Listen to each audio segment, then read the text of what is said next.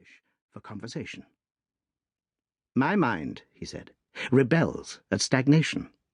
Give me problems, give me work, give me the most abstruse cryptogram or the most intricate analysis, and I am in my own proper atmosphere. I can dispense then with artificial stimulants, but I abhor the dull routine of existence. I crave for mental exaltation. That is why I have chosen my own particular profession, or rather created it, for I am the only one in the world." "The only unofficial detective?" I said, raising my eyebrows. "The only unofficial consulting detective," he answered. "I am the last and highest court of appeal in detection. When Gregson or Lestrade or Athelney Jones are out of their depths, which, by the way, is their normal state, the matter is laid before me. I examine the data as an expert and pronounce a specialist's opinion. I claim no credit in such cases. My name figures in no newspaper. The work itself, the pleasure of finding a field for my peculiar powers, is my highest reward.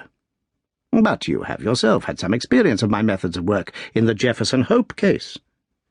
"Yes, indeed," said I cordially. "I was never so struck by anything in my life. I even embodied it in a small brochure, with the somewhat fantastic title of A Study in Scarlet." He shook his head sadly. "I glanced over it," said he. "Honestly, I cannot congratulate you upon it. Detection is, or ought to be, an exact science, and should be treated in the same cold and unemotional manner. You have attempted to tinge it with romanticism, which produces much the same effect as if you worked a love story or an elopement into the fifth proposition of Euclid." "But the romance was there," I remonstrated. "I could not tamper with the facts." "Some facts should be suppressed, or at least a just sense of proportion should be observed in treating them.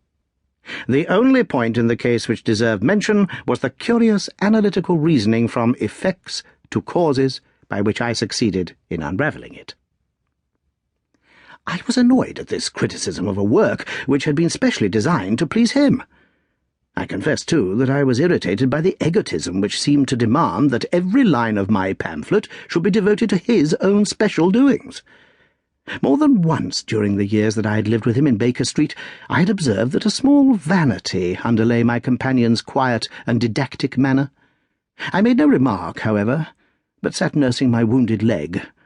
I had had a Jezile bullet through it some time before, and though it did not prevent me from walking, it ached wearily at every change of the weather.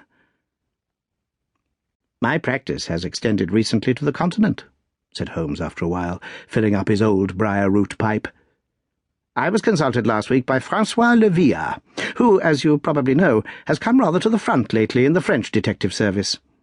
He has all the Celtic power of quick intuition, but he is deficient in the wide range of exact knowledge, which is essential to the higher development of his art. The case was concerned with a will, and possessed some features of interest.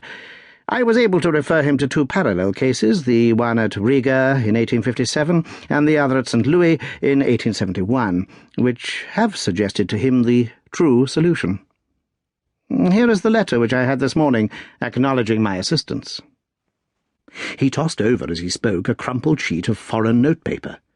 I glanced my eyes down it, catching a profusion of notes of admiration with stray magnifiques, coups de maître, and tours de force, all testifying to the ardent admiration of the Frenchman.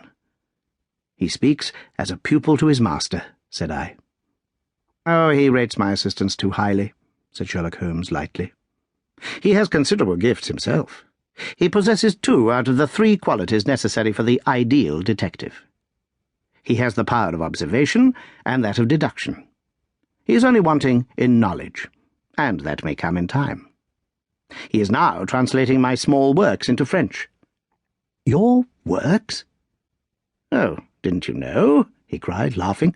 "Yes, I have been guilty of several monographs. They are all upon technical subjects.